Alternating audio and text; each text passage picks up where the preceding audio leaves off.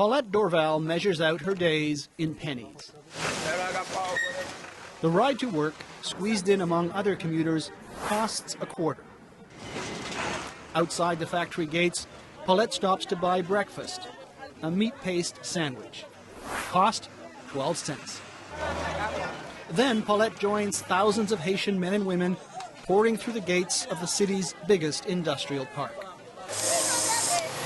Then it's 10 hours of this, assembling T-shirts in a human warehouse. It's noisy, the work is dull, there's no air conditioning, but in the hemisphere's poorest country, these are the lucky ones, working for $2 a day. 12 hours later on the way home, Paulette doesn't stop to do any shopping. Food and public transport have eaten up most of what she's earned. In the supermarket, a bottle of milk costs more than a day's pay. A chicken is a week's wages. Scandalous, inhuman, pathetic is how this labor leader describes it. Paul Cherry says the miserable salary of the garment workers hasn't increased in 25 years. Exactly.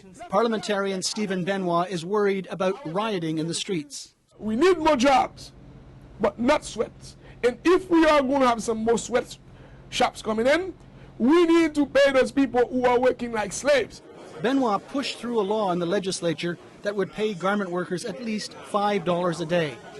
Haitian President René Preval vetoed it. Whether you call it exploitation or not, the Haitian government wants more of these jobs, lots more. It's offering the world a labor force that is large, compliant, and mostly desperate. One Canadian company taking full advantage is Gildan Activewear of Montreal, which buys more than a third of its inventory from Haitian sweatshops. I spoke to Gildan in Montreal and was told that their supplier, behind this gate, actually pays its workers more than the minimum wage.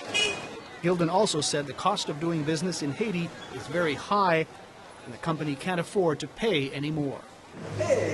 I put the question to President René Preval. He said a $5 minimum wage would kill the industry in Haiti. En général, dans le monde en général, la bataille aujourd'hui, c'est une bataille pour la conservation de l'emploi. But would paying these workers an extra $3 a day really drive the sweatshops into bankruptcy? C'est pas du tout juste. Paul Cherry says no. He says they're only protecting profits.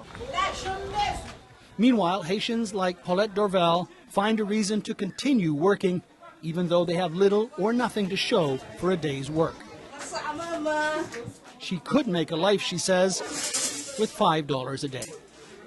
Claude Adams, CBC News, Port-au-Prince, Haiti.